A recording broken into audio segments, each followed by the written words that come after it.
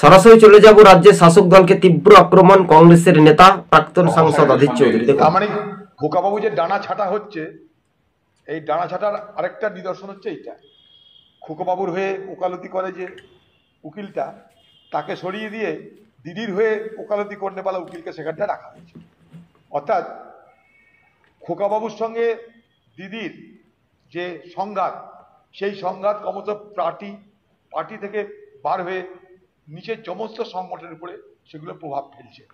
এমনকি আইনজ্ঞদের মধ্যেও খোকাবাবুর লোককে, দিদির লোককে, সেটাও কিন্তু আস্তে আস্তে স্পষ্ট হচ্ছে। এই যে উকিলটা এ খোকাবাবুর হয়ে কেস কাচারি করে, তাই দিদি তো ভালো করে মনোযোগ দিয়ে শুনবেন, তাকে এবার হটিয়ে দাও।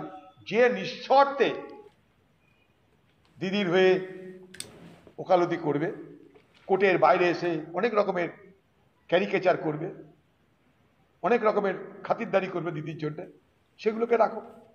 দিদি, আপনারা প্রতিক্রিয়াটি শুনতে পেলেন অধীর রঞ্জন চৌধুরীর। অর্থাৎ এই যে খোকাবাবুর সঙ্গে তৃণমূল নেত্রীর যে দূরত্ব এবং রাজ্যের আইন শৃঙ্খলা পরিস্থিতি নিয়েও অধীর রঞ্জন চৌধুরী রাজ্যের শাসক দলকে তীব্র নিশানা। সাংবাদিক বৈঠকে মুর্শিদাবাদ জেলা কংগ্রেস ভবনে একেবারে সাংবাদিকদের প্রশ্নের উত্তরে জবাব দিয়ে দিলেন এবং একই সঙ্গে ধর্মীয় মেরুকরণের রাজনীতি না করলে তৃণমূল ভোটে জিততে পারবে না, হিন্দু মুসলিম দাঙ্গা, এটাই ভোট করবে তৃণমূল, 2026-এর রাজনৈতিক সমীকরণ হবে এনআরসি সিএ।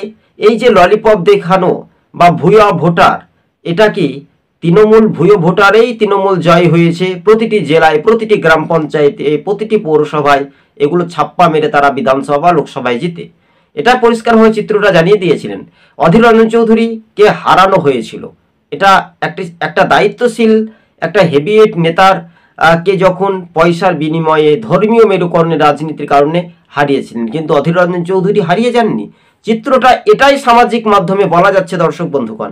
কেননা অর্থ প্রলোভন দেখিয়ে এনআরসি সিএ আর হিন্দু মুসলিম যে দাঙ্গার লাগানোর আসল চিত্রটা ফাঁস করেছিল রাজ্যের শাসক দল, তবে অধীর রঞ্জন চৌধুরী হেরেছিল। কেননা হিন্দু ধর্মের ভাই বোনেরা কংগ্রেসের উপর, অধীর চৌধুরীর উপর ভরসা না রাখতে পেরে বিজেপিকে দিকে মেরেছিল। একসময় বলা হয়েছিল যে অধীর চৌধুরী নাকি বিজেপি করে। আসল চিত্রটা শাসকের ফাঁস হচ্ছে। যারা ইউসুফ পাঠানকে ভোটে জিতিয়ে জয়লাভ করিয়েছে তারা কিন্তু এই ময়দানে আজকে কিন্তু নেই, সেখানে রয়েছেন অধীর রঞ্জন চৌধুরী। তাই স্পষ্ট বলছে হারিয়ে যায়নি, হেরেছি বটে, মানুষের পাশেই রয়েছে অধীর চৌধুরী। এমনটাই প্রতিক্রিয়া সামাজিক মাধ্যমে শোনা যাচ্ছে। দর্শক বন্ধুগণ, আজকে ছিল আমাদের এই